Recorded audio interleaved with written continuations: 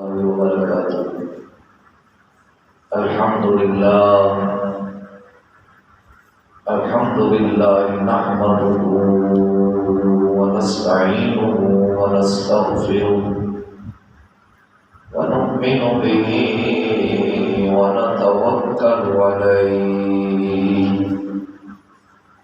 ونعوذ بالله من شرور أنفسنا ومن سيئات أعمالنا.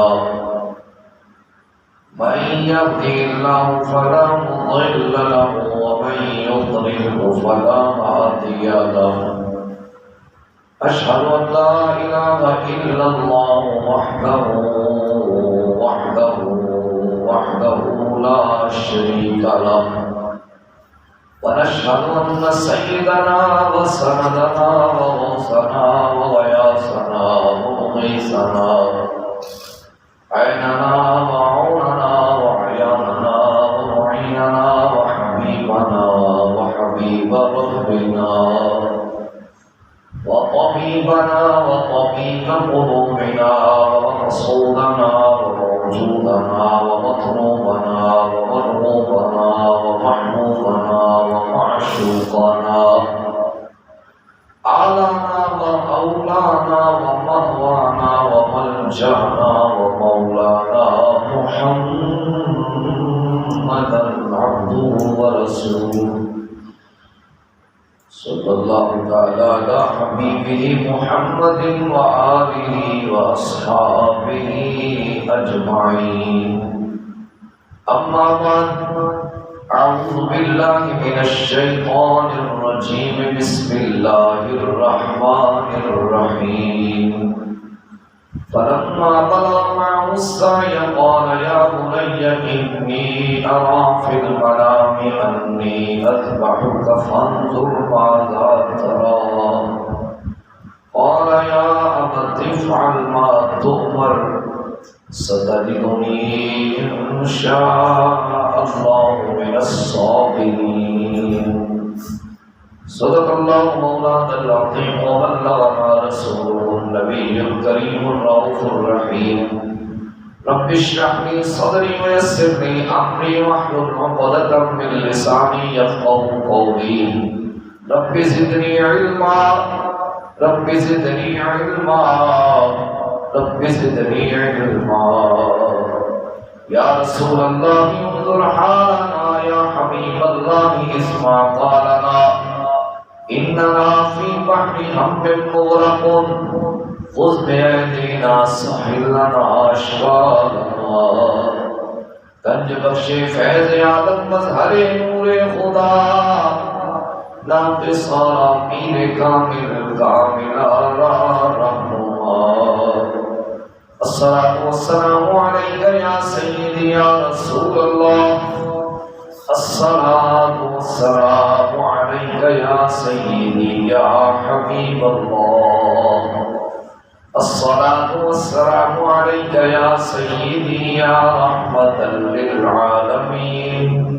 وعلى آلك وأصحابك يا سيدي يا خاتم النبيين. اللہ رب العزت کی حمد و ثنا اللہ کے پیارے حبیب احمد مجتبی محمد مصطفیٰ جان رحمت صلی اللہ علیہ وآلہ وبارک وسلم کی ذات و برکات پر ہدیہ درود و سلام پیش کرنے کے بعد اللہ کریم کا کروڑ شکر ہے کہ اس نے مجھے اور آپ کو زندگی میں ایک بار پھر جمعہ المبارک کی گھڑیاں نصیب فرمائیں. اللہ رب العزت ہماری جمعہ المبارک کی مقدس حاضری کو اپنی پاک بارگاہ بلند و بالا میں درجہ قبولیت سے سرفراز فرمائے اور ہم سب کا خاتمہ بھی ایمان پر فرمائے. آج کا خطبہ جمعہ مبارک سیدنا ابراہیم علیہ السلام کا اپنے فرزند انجمن سیدنا اسماعیل علیہ السلام کو اللہ کی محبت میں اللہ کی رضا کے لیے قربان کرنے کے لیے آمادہ ہونا اور قربان کرنے تک پہنچ جانا، اس کے متعلق گفتگو کرنے کی کوشش کروں گا۔ دعا فرمائیں اللہ میری زبان پہ کلمت الحق جاری فرمائے۔ ایک روایت سے اندازہ لے لیتے ہیں کہ سیدنا ابراہیم علی نبینا علیہ السلام اللہ سے کس قدر عشق کرتے ہیں، کس قدر پیار کرتے ہیں۔ اللہ کے مقرب ایک فرشتے نے عرض کی، مولا اگر تو اجازت دے تو میں تیرے خلیل کو چیک نہ کروں، تیرے خلیل کو آزماؤں نہ، وہ تجھ سے کتنے سے محبت کرتے ہیں۔ اللہ پاک نے اجازت عطا فرما دی۔ فرشتہ آیا انسانی شکل میں، اس نے کہا اللہ، جنگل میں آ کر کہا، کیا کہا؟ اللہ۔ حضرت سیدنا ابراہیم علیہ السلام کے کانوں میں اپنے معبود حقیقی کا نام جب گونجا تو آپ اس نام میں مست ہو گئے، اس کی چاشنی میں کھو گئے، اس کی لذت میں کھو گئے۔ آپ نے تلاش کیا کہ یہ میرے یار کا ذکر کس نے کیا، اور اتنے پیارے انداز میں، اتنی میٹھی آواز میں میرے یار کا ذکر کس نے کیا۔ اس کو تلاش کیا، فرشتہ سامنے آ گیا، کہا میاں تو نے میرے یار کا نام جپا؟ اس نے کہا جی میں نے اللہ کا نام لیا ہے۔ کہا ایک بار پھر میں سنا دیتے۔ فرشتہ کہنے لگا جو انسانی شکل میں ہے، وہ کہتا جناب پہلے میں نے اپنی مرضی سے سنایا ہے، اب میں نے سنانا ہے تمہاری مرضی سے، اور تم مجھے کیا دو گے؟ اگر میں تمہیں اللہ کا نام سناؤں گا تو تم مجھے کیا دو گے؟ سیدنا ابراہیم علیہ السلام نے فرمایا یہ بکریوں کا عیر دیکھ رہا ہے، بہت زیادہ بکری ہیں۔ اس نے کہا دیکھا، کہا تو میرے یار کا نام مجھے سنا، آدھی تجھے دے دوں گا۔ اس نے پھر کہا اللہ۔ سیدنا ابراہیم علیہ السلام مسجد میں آئے اور آپ پہ بے ہوشی طاری ہو گئی۔ پھر جب کچھ دیر گزری آپ کو افاقہ ہوا، عشق کی حالت سے ذرا باہر آیا، کہا ایک بار پھر بھی سنا دے۔ اس نے کہا پہلے میں نے اپنی مرضی سے سنایا، پھر آپ کو آدھا مال دینے کی پیشکش میں سنایا، آپ کیا دو گے؟ حضرت ابراہیم علیہ السلام نے فرمایا یہ جو بقیہ آدھا مال ہے یہ بھی تیرا، تو میرے یار کا نام مجھے سنا۔ اس نے پھر کہا اللہ۔ سیدنا ابراہیم علیہ السلام پر پھر وجد طاری ہو گیا، وجدان سی کیفیت ہو گئی۔ پھر جب اس کیفیت سے باہر آئے، کہا ایک بار پھر بھی سنا دے۔ اس نے کہا پہلے میں نے اپنی مرضی سے سنایا، پھر آپ کے آدھا مال دینے کی پیشکش میں سنایا، پھر بقیہ آدھا مال دینے کی پیشکش میں سنایا، آپ کو کیا؟ حضرت ابراہیم علیہ السلام نے فرمایا تجھے یہ بکریاں چروانے کے لیے نوکر کی ضرورت بھی ہوگی، تجھے خادم کی ضرورت بھی ہوگی، مجھے خادم رکھ لینا، لیکن مجھے میرے یار کا نام سنا، مجھے میرے یار کا نام سنا۔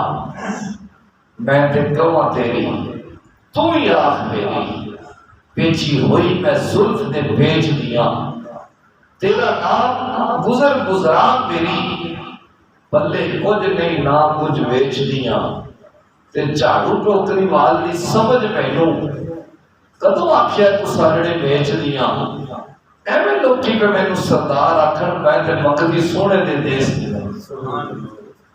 اس انداز میں سیدنا ابراہیم علیہ السلام اپنے رب کریم سے محبت کرتے ہیں۔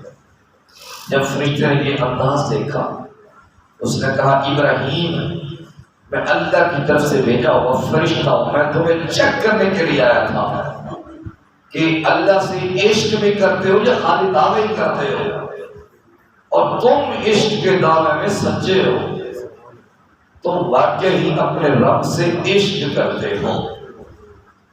اب آتے ہیں اس مخصوص واقعے کی طرف۔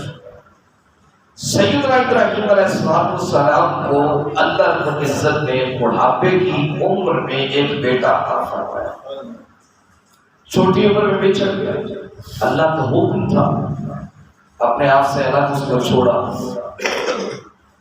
اب ایام ذی الحجہ چل رہے ہیں، حضرت ابراہیم علیہ السلام خواب دیکھتے ہیں، اور یاد رکھیں نبی کا جو خواب ہوتا ہے یہ وحی ہوتی ہے، اور نبی کا خواب اللہ کا امر ہوتا ہے، اور جو ولی کا خواب ہوتا ہے یہ ایک الہام سی صورت ہوتی ہے، یعنی ولی کو اللہ کی طرف سے کوئی چیز عطا کی جاتی ہے، اس کے دل پہ کوئی چیز اتاری جاتی ہے، اس کو القاء یا الہام کہتے ہیں۔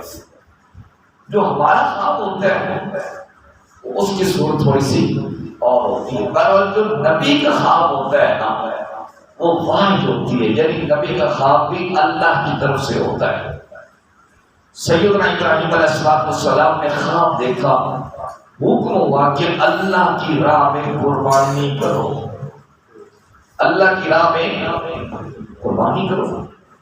سیدنا ابراہیم علیہ السلام صبح اٹھے، متعدد جانور لیے اور اللہ کی راہ میں پیش کر، اللہ کی راہ میں قربان کر، تسلی ہوگی کہ میں نے رب کا حکم پورا کر دیا۔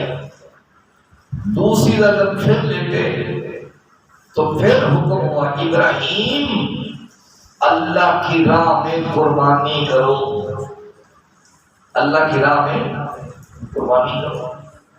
حضرت سیدنا ابراہیم علیہ نبینا علیہ السلام پھر صبح اٹھے اور کئی جانوروں کا نذرانہ اللہ کی بارگاہ میں پیش کر دیا۔ جب تیسری رات آئی، اب یہ آخری رات ہے اور اس کو یوم ترویہ بھی کہا جاتا ہے، ترویہ کی رات بھی کہا جاتا ہے۔ ترویہ کا مطلب ہے غور و خوض کر کے کسی نہ کسی نتیجے پہ پہنچنا۔ اب جو ترویت کی رات تھی تو سیدنا ابراہیم علیہ السلام نے پھر خواب دیکھا۔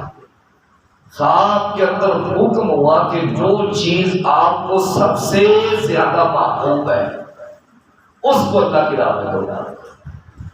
اب حضرت سیدنا ابراہیم علیہ السلام اس نتیجے پہ پہنچ گئے کہ مجھ سے میرے بیٹے کی قربانی مانگی جا رہی ہے۔ اب پتہ بھی ہے بیٹے کی قربانی ہے۔ اب ذرا تھوڑا سا سوچیے، تھوڑا سا رک کر سوچیے، اگر آج کا باپ ہوتا تو پہلا سوال تو یہی کرتا کہ مجھے ایک تو بڑھاپے کے اوپر میں بیٹا ملا، میں اس کو قربان کر دوں، یہ کیسے ہو سکتا ہے؟ لیکن حضرت ابراہیم علیہ السلام نے کوئی توقف نہیں فرمایا، کوئی اللہ کی بارگاہ میں سوال نہیں کیا کہ مولا کریم یہ تو کیا کر رہا ہے، کوئی اور امتحان لے لیتا، مجھے تو نے بڑھاپے میں بیٹا دیا ہے، اب اس کی قربانی مانگی جا رہی ہے۔ حضرت سیدنا ابراہیم علیہ السلام اٹھے، اپنا سامان باندھا، تیاری کی اور اپنی اہلیہ حضرت حاجرہ رضی اللہ تعالی عنہا کے پاس پہنچے۔ قرآن کہتا ہے فلما بلغ معه السعی، جب وہ بلوغت کے قریب پہنچ گئے، یعنی چلنے پھرنے والے ہو گئے، ابھی لڑک پڑا ہے، چھوٹی سی عمر ہے۔ اچھا، حضرت سیدنا ابراہیم علیہ نبینا علیہ السلام نے اپنی اہلیہ محترمہ کو یہ بات ذکر نہیں کی۔ آپ نے فرمایا میرے بیٹے کو تیار کر دو، ہم نے کسی دوست کے ہاں دعوت پہ جانا ہے، کسی دوست کے ہاں دعوت پہ جانا ہے۔ یقیناً یہ بھی حضرت ابراہیم علیہ السلام کے سب سے اچھے دوست اللہ کریم کی طرف سے دعوت تھی، اللہ کریم کا بلاوا تھا نا، اللہ کریم نے قربانی مانگی تھی، کہا میرے بیٹے کو تیار کر دو، آپ نے کسی دوست کے ہاں دعوت پہ جانا ہے۔ واہ، سیدہ حاجرہ رضی اللہ تعالیٰ عنہا نے اپنے ننھے منھے بیٹے حضرت اسماعیل علیہ السلام کو تیار فرمایا۔ نئے کپڑے پہنائے، خوشبو لگائی، زلفیں سنواری۔ جب جانے لگے نا تو حضرت سیدنا ابراہیم علیہ السلام نے ایک کسی اور ایک رسی ساتھ لے لی۔ حضرت حاجرہ نے پوچھا اس کا کیا کرنا ہے؟ کہا تو اس کے یہاں جا رہے ہیں، شاید کوئی جانور ذبح کرنا پڑ جائے تو اس کے ساتھ باندھ کے اور کسی کے ساتھ گڑھا کھود لیں گے، جانور ذبح کرنے میں آسانی ہو جائے گی۔ کوئی بات ذکر نہیں کی۔ اب جب دونوں باپ بیٹا نکلے، اب شیطان نے اپنا کام کرنا شروع کیا۔ شیطان سب سے پہلے سیدہ حاجرہ رضی اللہ تعالی عنہا کے پاس پہنچا اور حضرت حاجرہ سے کہتا ہے تمہیں پتہ ہے تیرے شوہر نامے دار تیرے بیٹے کو کہاں لے کے گئے؟ تو حضرت حاجرہ رضی اللہ تعالی عنہا نے فرمایا ہاں وہ کسی دوست کے یہاں دعوت پہ گئے۔ کہنے لگا نہیں ایسی بات نہیں ہے، تیرے بیٹے کو تیرے شوہر نامے دار آج ذبح کرنے والے ہیں۔ حضرت حاجرہ فرماتی ہیں کہ یہ کیسے ہو سکتا ہے؟ ابراہیم جیسا شفیق باپ ہو اور اسماعیل علیہ السلام جیسا فرما بردار بیٹا ہو، پھر بڑھاپے کی عمر میں ملا ہو، تو ایسی بات ہو نہیں سکتی۔ شیطان نے 3 بار کہا، حضرت حاجرہ نے 3 بار یہی جواب دیا۔ شیطان کہتا بات تو آپ کی ٹھیک ہے لیکن ان کو رب کا حکم ہے، ان کو رب کا حکم ہے۔ جب سیدہ حاجرہ نے اتنی بات سنی نا تو آپ نے فرمایا جب میرے رب کا حکم ہے یہ تو ایک اسماعیل ہے نا، اس جیسے ہزاروں اسماعیل ہوں تو ہم اس کے راستے میں قربان کرنے کے لیے تیار ہیں۔ رب نے جب قربانی مانگی ہے، رب نے تقاضا کیا تو سیدہ حاجرہ رضی اللہ تعالی عنہا نے یہاں پہ شیطان کو 7 کنکریاں ماری۔ کتنی کنکریاں؟ 7۔ اللہ کو یہ ادا اتنی پسند آئی کہ حاجی کے لیے رب الواجب قرار دے دیا۔ کیا انہوں نے ایک صورت بنا دی ہے، ویڈیوز بنا دی ہے کہ یہ شیطان ہے تو اس کو کنکریاں آج تک ماری جا رہی ہیں۔ لہذا جو اللہ کے مقبول بندے ہوتے ہیں ان کی سنتیں، ان کی یادیں، ان کے عادات اللہ خود زندہ رکھتا ہے۔ اللہ خود زندہ رکھتا ہے، اس میں بندے کا کوئی کمال نہیں ہے۔ پھر شیطان کی عادت ہے اسماعیل علیہ السلام کے پاس، باپ بیٹا ساتھ چل رہے ہیں تو شیطان کہتا ہے اسماعیل تجھے پتہ ہے تیرا باپ تجھے کہاں لے کے جا رہا ہے؟ حضرت اسماعیل علیہ السلام نے فرمایا کسی دوست کی عدالت پہ جا رہے ہیں۔ شیطان انسانی شکل میں آیا ہوا ہے، کہتا نہیں ایسی بات نہیں ہے، تیرا باپ تجھے ذبح کر دے گا، ہٹ جا، بچ جا اس سے۔ حضرت اسماعیل نے یہی جواب دیا کہ ابراہیم جیسا شفیق باپ ہو، میرے جیسا عظیم بیٹا ہو، پھر پچھلی عمر میں ملا ہو تو یہ ہو نہیں سکتا۔ شیطان کہتا بات تو آپ کی ٹھیک ہے لیکن ان کو رب کا حکم ہے، ان کو رب کا حکم ہے۔ تو اس وقت اسماعیل علیہ السلام نے بھی یہی فرمایا، یہ ہے ماں کی تربیت کا اثر۔ ویسے بھی نبی ہے لیکن ماں کی تربیت کا اثر بھی ساتھ شامل ہے۔ تو حضرت اسماعیل علیہ السلام نے فرمایا جب رب کی رضا یہ ہے، جب رب کی رضا یہ ہے جی میں پیارا راضی ہوئے تے مرضی بیک سجدی، جی میں پیارا راضی ہوئے تے مرضی بیک سجدی، جے کر مرضی اپنی لوڑے ایویں گل نہیں پڑتی، جے کر مرضی اپنی لوڑے ایویں گل نہیں پڑتی۔ حضرت اسماعیل علیہ السلام نے فرمایا جب رب کی مرضی یہ ہے کہ اسماعیل کی اس نے قربانی مانگی ہے تو کون ہوتا ہے میرے اور رب کے درمیان آڑے آنے والا؟ آپ نے بھی کنکر مارے۔ تو اللہ کریم کو یہ ادا اتنی پسند آئی، اللہ کریم نے اس کو بھی حاجی کے لیے واجب قرار دے دیا۔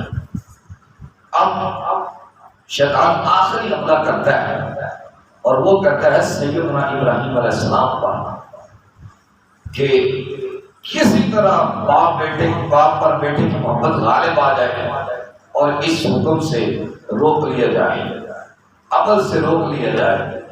ابراہیم علیہ السلام سے کہتا دیکھو یہ تم کیا کرنے جا رہے ہیں، خواب تو خواب ہوتے ہیں، تم خواب کے پیچھے چل پڑے ہیں، خواب میں تو کوئی اور صورت بھی ہو سکتی ہے۔ پھر اسماعیل جیسے عظیم بیٹے روز نہیں ملا کرتے۔ حضرت ابراہیم کو فوراً سمجھ گئے کہ یہ شیطان ہے، اپنی جو چال چل رہا ہے۔ آپ نے بھی پتھر مارے، اللہ نے اس کو بھی سنت بنا دی اور واجب قرار دے دیا۔ یہ تو ہے یہاں تک بات۔ اب حضرت ابراہیم علیہ السلام اور حضرت اسماعیل علیہ السلام کے درمیان ایک مکالمہ ہوتا ہے۔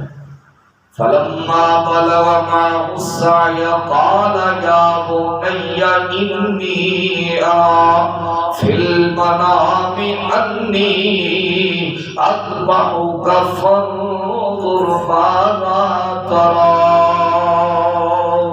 قال يا أبت افعل ما تؤمر ستجدني إن شاء الله من الصابرین۔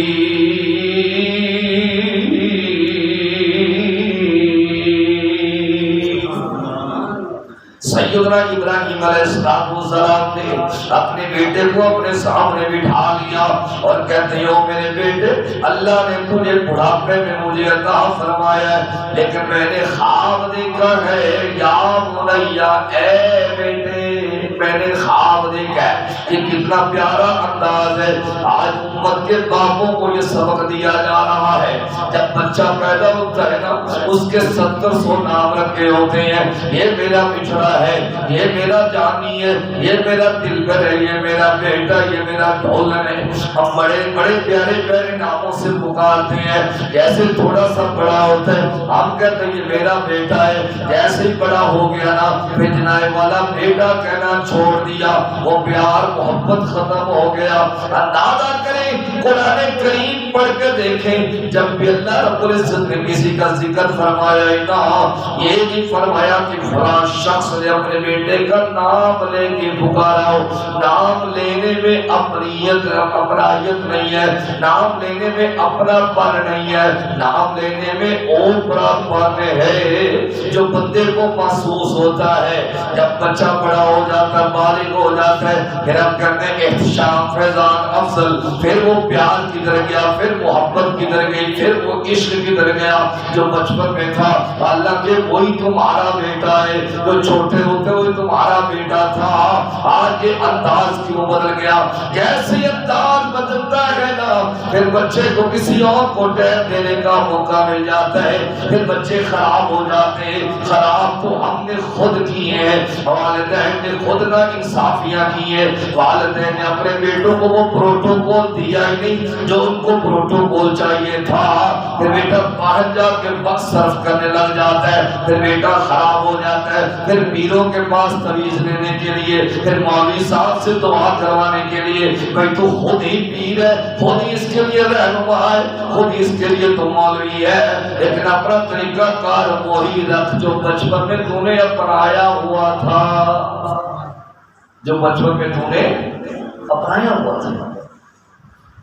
حضرت ابراہیم علیہ السلام نے فرمایا اے میرے بیٹے انی ارا فی المنام، میں نے خواب میں دیکھا ہے، انی ارا فی المنام انی، میں نے خواب میں دیکھا ہے اذبحک کا، میں تجھے ذبح کر رہا ہوں، میں تجھے ذبح کر رہا ہوں۔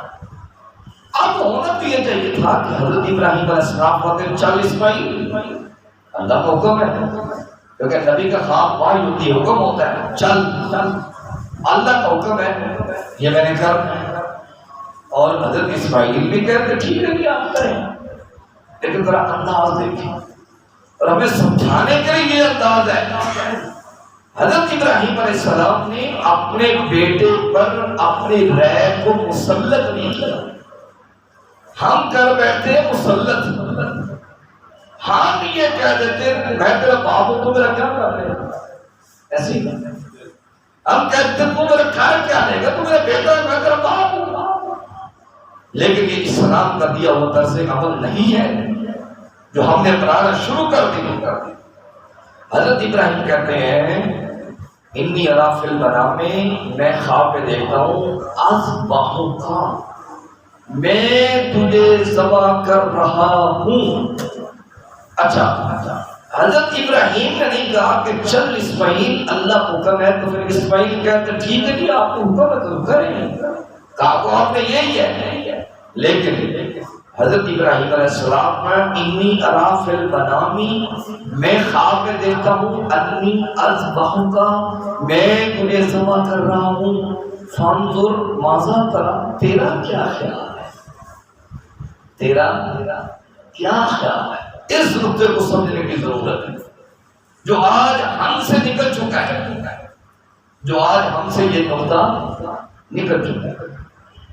ہم جب بیٹے سے کوئی بات کرتے ہیں یا بیٹی سے کوئی رشتہ طے کرنے لگتے ہیں تو ہم کم از کم اتنی جرات نہیں کرتے یا اتنی ہمت نہیں کرتے کہ اپنے بیٹے سے پوچھوں بیٹا میں تمہارا فلاں جگہ پہ نکاح کرنے لگا ہوں، تم سوچ لو تمہارا کیا خیال ہے. اللہ ماشاء اللہ سب کی بات نہیں کرتا، کیونکہ آپ کی مسجد میں میرے سامنے ایک ایسا بندہ بیٹھا ہے، میں اس کو خراج تحسین پیش کرتا ہوں، کنجوسی سے نہیں، جس کا اچھا کارنامہ ہو اس کو برسر ممبر ذکر کرنا چاہیے. میرے سامنے بندہ بیٹھا ہوا ہے، میرا پیر بھائی ہے، میں نے اس نے مجھے خود بتایا ہے کہ میں نے جب بھی بچوں کے نکاح کیے تو ان سے باقاعدہ آرا لے لی، ایسے ہی اور کرنا بھی ایسے چاہیے.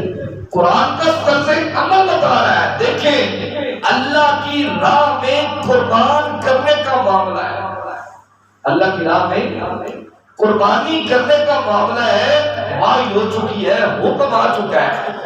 لیکن حضرت ابراہیم علیہ السلام فرماتے ہیں انی ارا فی المنام، میں نے تو خواب میں دیکھ لیا نا، انی اذبحک، میں تجھے ذبح کر رہا ہوں. فانظر ماذا تری، اس میں تیری رائے کیا ہے، اس میں تیری رائے کیا ہے، تیرا مشورہ کیا ہے.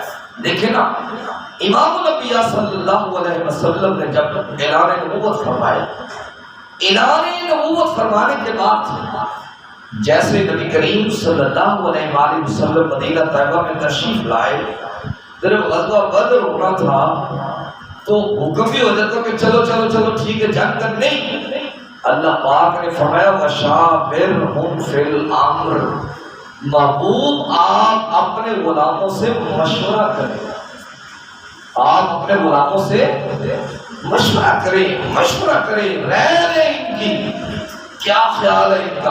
نبی کریم صلی اللہ علیہ وسلم نے اعلان فرمایا، ایک صحابہ کا گروہ کھڑا ہوا، یا رسول اللہ آپ کے ساتھ حاضر ہیں، جیسے آپ حکم فرمائے. حضور نے پھر کہا اور کوئی اٹھے. جب تیسری بار حضور صلی اللہ علیہ وسلم نے ارشاد فرمایا، پھر انصار میں سے ایک صحابی کھڑے ہوئے، عرض کیا یا رسول اللہ صلی اللہ علیہ وسلم کیا آپ کی مراد انصار ہے؟ حضور نے فرمایا ہاں میری مراد انصار میں سے کوئی بندہ اٹھے. آقا علیہ السلام کے غلام نے عرض کیا حضور آپ ہماری بات فرماتے ہیں نا، آپ ہمیں حکم دے تو ہم دریاؤں میں گھوڑے دوڑا دیں. کوئی عجب کی بات، یعنی مشورے کا جو حسن ہے یہ قرآن کے اندر درست موجود ہے، اس کی ہم نفی نہیں کر سکتے. ایک مفسر کا قول ہے، وہ کہتے ہیں کہ میں نے اپنی اولاد کو 40 سال ہو گئے ہیں کسی کام کا حکم ہی نہیں دیا، کسی کام کا حکم ہی نہیں دیا. کیوں کہ میں حکم دوں تو کہیں میری اولاد ایسا نہ ہو کہ میری گستاخی کر بیٹھے اور حکم عملی کر لے اور اللہ کی ناراضگی کے مستحق بیٹھے. یہ بھی تو ایک انداز ہے نا. جب قرآن کہہ رہا ہے فَانْكِحُوا مَا طَابَ لَكُم مِنَ النِّسَاءِ مَثْنَىٰ وَثُلَاثَ وَرُبَاعَ، کہ عورتوں میں سے جو تمہیں بھا جائے اس سے نکاح کرو.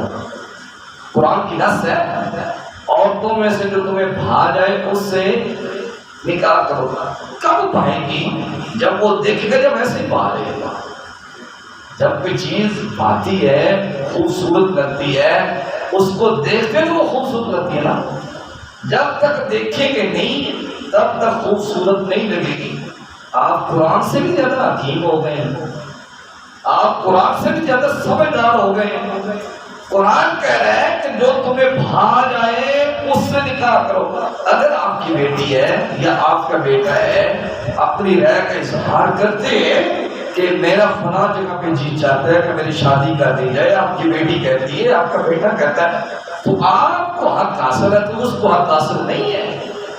میں نے ایسے 20 کیس دیکھے ہیں کہ جو لوگ اس چیز کی مخالفت کرتے ہیں نا, اپنی بیٹے کو جو بیٹیوں کو مسیح کی شادی نہیں کرنے دیتے ان کی اپنی مرضی سے ہوئی ہوتی ہے. اس وقت تمہارے اصول کدھر جاتے ہیں؟ اس وقت تمہیں کیوں نہیں سب کچھ نظر آ جاتا؟ تمہارے باپ اور تمہیں نظر نہیں آئے تھے؟ آج تمہارے بچوں کی باری ہے تو تمہیں یہ بڑوں کا احترام نہیں کرتا, یہ نہیں کرتا, وہ نہیں کرتا, مسلط کر رہے ہیں. اچھا چلو مسلط آپ کر دیں گے, مسلط ہو جائے گی یا ہو جائے گا, پھر اس کا نقصان کیا ہوگا؟ اس کا نقصان یہ ہوگا اگر لڑکا نہیں چاہتا تھا, آپ نے اس سے مشورہ کیے بغیر اس کی شادی کر دی, تو ہوگا کیا؟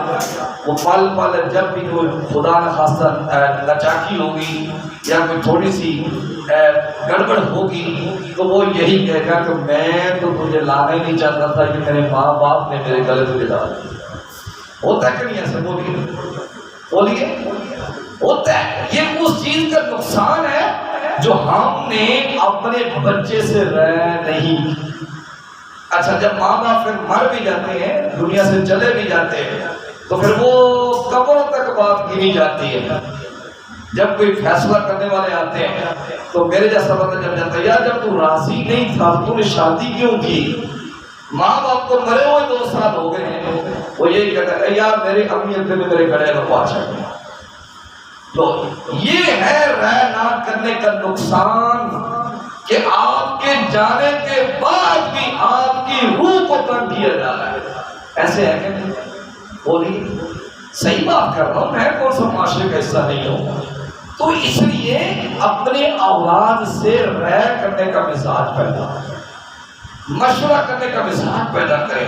اس طرح بچی ہوگی, اگر بچی کی رائے آپ نے نہیں لی تو اللہ تعالیٰ نے بچے کو طاقتور بنا دیا یا مالدار بن گئے, تو وہ ساری عمر شوہر کو یہی کہے گی میں تجھے قبول ہی نہیں کرتی تھی, میرے اپنی اور میرے گلے میں تجھے ڈال, میں تجھے چاہتی نہیں تھی, تو کون ہوتا ہے, تیری اوقات کیا ہے, یہ میری ثواب تھی کہ میں نے تجھے قبول کر دیا.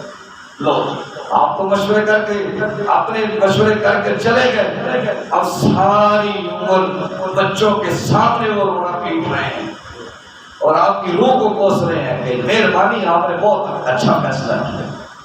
تو اس لیے رہ کرنے کا مزاج پیدا کریں. حضرت ابراہیم حکم نہیں دے سکتے تھے کہ اسماعیل مجھے یہ حکم اچھا کہہ سکتے یا نہیں کہہ سکتے تھے, لیکن قرآن کی نص چیک کریں, وہ یہ کہہ رہے ہیں انی اذبحک, میں نے تو دیکھ لیا نا خواب میں کہ میں تجھے ذبح کر رہا ہوں, فانظر ماذا تری, تیری رائے کیا ہے, تیرا مشورہ کیا ہے اس سلسلہ میں. اسی طرح اگر آپ کوئی بزنس کرنا چاہتے ہیں, کوئی کاروبار کرنا چاہتے ہیں, اگر آپ نے اپنے اولاد سے رائے کر لی, شادی کے سلسلہ میں رائے کر لی, تو پھر یہی ہوگا کہ وہ سارے معاملات اچھے طریقے سے چلیں. بچے کی بھی رائے ہے, بچی کی بھی رائے ہے, خدا کا خاص حالات کو خراب ہونے میں کوئی پتہ نہیں نہ چلتا, لیکن کم از کم وہ آپ کو دانے نہیں دیں گے, ٹھیک ہے نا, وہ آپ کو کم از کم دانوں سے نہیں نوازیں گے, کہ آپ کی روح کو اچھے اچھے کلمات سے نہیں نوازیں گے. حالات تو بدل جاتے ہیں, ہر بندے کے بدل جاتے ہیں. اگر آپ نے وہ کاروبار کر لی, اگر بچوں سے مشورہ نہیں کیا, کاروبار چل گیا تو ٹھیک, نہ چلا تو سارا دن دکان میں بیٹھا رہے گا. تو جب اس کے دوست یاد آئے گے یار تو نے یہ اس جگہ پہ مناسب نہیں تھا کاروبار کرنا, اس کی جہاں پہ ضرورت نہیں تھی, تم نے یہ نہیں کرنا تھا, چھٹ یارا میرے ابے دی غلطی ہے. ہوتا ہے نہیں ایسے؟ بولیے میرے ابے کی غلطی میرے گلے پا گیا. تو اس لیے اپنی اولاد سے رائے کرنے کا مشورہ مزاج پیدا کرے. جس طرح آپ کو حق حاصل ہے نا کہ آپ اپنی رائے پیش کر سکتے ہیں ابا حضور، اس طرح بیٹے حضور کو بھی حق دے کہ وہ آپ کو اپنی رائے پیش کرے. قرآن کا مزاج ہے، میں اپنا کوئی مزاج نہیں پیش کر رہا، آپ کے سامنے قرآن کا مزاج رکھ رہا ہوں. حضرت ابراہیم کا واقعہ پڑھ کے دیکھ لیں. وہ کہہ رہے ہیں فانسر ماذا ترا، تیرا کیا ہے، تیری کیا مرضی ہے، قربان جائے. حضرت ابراہیم نے بھی حضرت اسماعیل کا یا ابت افعل ما تؤمر، ابا جی جیسے آپ کو حکم دیا گیا نا آپ ویسے ہی کریں، جیسے آپ کو حکم دیا گیا ہے آپ ویسے ہی کریں.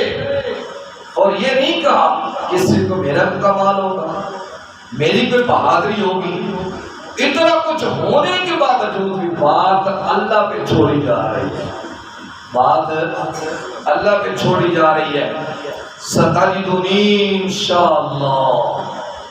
ابا جی آپ کو جیسے حکم دیا گیا نا آپ ایسے کریں. اگر اللہ نے چاہا من الصابرین تو آپ مجھے صابروں میں سے پائیں گے. اگر اللہ نے چاہا، اگر اللہ نے چاہا. کوئی بھی کام کریں مشورے کے ساتھ ساتھ اسے اللہ کو بھی چھوڑ دیا کریں.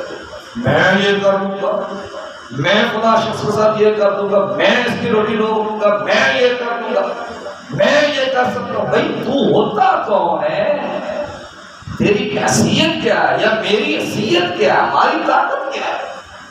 ہماری تو اتنی طاقت نہیں ہے کہ وہی کھانا ہوتا ہے ایک لمحے میں 2 بندے کھا رہے ہوتے، ایک کھانا کھاتا اس کا انتقال ہو جاتا ہے. اتنی بھی ہماری طاقت ہے. انشاءاللہ اگر اللہ نے چاہا من الصابرین آپ مجھے صابروں میں سے پائیں. اب وقت بھی ہوا چاہتا ہے میں اس واقعے کو کلوز کر رہا ہوں. فلما اسلما وتلہ للجبین. اب ہوا کیا، باپ بیٹے جب دونوں تیار ہوئے تو گردن کے بل حضرت ابراہیم علیہ السلام نے اسماعیل علیہ السلام کو لٹایا. جب لٹا دیا تو اب باپ خود بیٹے سے عرض کرتے ہیں ابا جی ایسا کریں آپ اپنی آنکھوں پہ پٹی باندھ لیں، آپ اپنی آنکھوں پہ پٹی باندھ لیں. کہیں ایسا نہ ہو کہ آپ پر جو باپ کی محبت ہوتی بیٹے کی وہ غالب نہ ہو جائے، اللہ کا حکم پورا کرنے میں کوئی سستی نہ ہو جائے، کوئی کوتاہی نہ ہو جائے. اب حضرت ابراہیم نے پٹی باندھی تو پھر اسماعیل نے دوسری بھی رہتی. ابا جی آپ مجھے نا رسی کے ساتھ باندھ لیں، آپ مجھے رسی کے ساتھ باندھ لیں. یہ کیوں؟ واہ جے سونا میرے دکھ وچ راضی تے میں سکھ نو چلے جنا دکھا وچ دل پر راضی او میاں سکھ نہ تو ارے دکھ قبول محمد بشا شالا راضی پیار. بلی آپ مجھے رسی کے ساتھ باندھ لیں. بیٹا یہ کیوں؟ بلی ایسا نہ ہو کہ میں کہیں کر دوں اور آپ کے کپڑوں پر خون کے چھینٹے نہ پڑیں. اب رسی کے ساتھ باندھ لیا گیا. اب آنکھوں پہ پٹی بھی باندھ لی گئی. اب حور و غلمان بھی یہ منظر تک رہے ہیں، کارکنان قضاء و قدر بھی یہ منظر تک رہے کہ یہ ہو کیا رہا، یہ ہو کیا رہا ہے. اب حضرت ابراہیم علیہ السلام نے چھری کو پکڑا. چھری سب کچھ جس کا کام ہے کاٹنا، تیز اتنا تیز کیا کہ پتھر پہ مارا تو پتھر کے 2 ٹکڑے ہو گئے. چھری کو چلایا اسماعیل کے نازک گلے پر تو ایک بال بھی نہیں کاٹا. ایک بال بھی نہیں کاٹا. پتھر پہ مارتے ہیں تو پتھر پہ درد کر دیتی ہے. اسماعیل کے گلے پہ چلاتے تو چلتی نہیں. حالانکہ چھری کا کام ہے کاٹنا، ذبح کرنا. پتھر پہ مارتے ہیں تو ریزہ ریزہ. اسماعیل کے نازک گلے پہ چلاتے ہیں تو چلتی نہیں. حضرت ابراہیم نے چھری سے کہا تجھے کیا ہو گیا ہے؟ اللہ کا حکم پورا کرنے میں کیوں رکاوٹ بنی ہوئی ہے؟ چھری نے اللہ کی بارگاہ میں عرض کی مولا مجھے زبان دے نا تیرے نبی کی بارگاہ میں سلام پیش کروں. اللہ نے زبان دی. جب انداز بدلتے ہیں تو قانون بدل جایا کرتے ہیں. چھری کا کام ہے، قانون ہے کاٹنا، ذبح کرنا. اب حضرت ابراہیم جب چھری سے سوال فرمایا کاٹتی کیوں نہیں؟ اس نے کہا ابراہیم جس نے جس رب نے تجھے ایک بار اسماعیل کو قربان کرنے کا کہا ہے اس نے مجھے 70 بار منع کیا. خبردار میرے اسماعیل کا ایک بال بھی تو نے نہیں کاٹا. میرے اسماعیل کا بال بھی تو نے ایک نہیں کاٹنا. اللہ اکبر. پھر حضرت ابراہیم ذرا جلال میں آ گئے. پھر اللہ نے بنا ابراہیم، اللہ نے ندا دی کیا قد صدقت الرؤیا. ابراہیم جو تو نے خواب دیکھا تھا تو نے سچ کر دکھایا. تو نے سچ کر دکھایا. انا کذالک نجزی المحسنین، ہم احسان کرنے والوں کو ایسے ہی بدلہ دیتے. ان ھذا لہو البلاء المبین. اللہ سب سے بڑا، اللہ کائنات میں سب سے بڑا، سب سے بڑی ذات کہہ رہی ہے یہ بہت بڑا امتحان تھا. سب سے بڑی ذات جس امتحان کی بڑائی بیان کر رہی ہے اس کی بڑائی کا میں اور آپ اندازہ نہیں لگا سکتے. وفدیناہ بذبح عظیم، اللہ نے اس کے بدلے میں فدیہ بھیجا، جنتی دمبا بھیجا. حضرت ابراہیم علیہ السلام اور حضرت جبریل علیہ السلام 3-4 موقعوں میں جلدی آئے. ایک جب حضرت یوسف کو کنویں میں ڈالا جانے لگا تھا اور جب حضرت ابراہیم علیہ السلام اپنے بیٹے کی قربانی کرنے لگے تھے اور ایک موقع غالباً آ رہے ہیں. 2-3 موقعوں میں جبریل بڑی سپیڈ سے آئے. اللہ نے فرمایا جبریل عرض کی رب جلیل حکم محمد جلدی کر دمبا لے کے جا، میرے یار کا عشق کا سمندر ٹھاٹھے مار رہا ہے.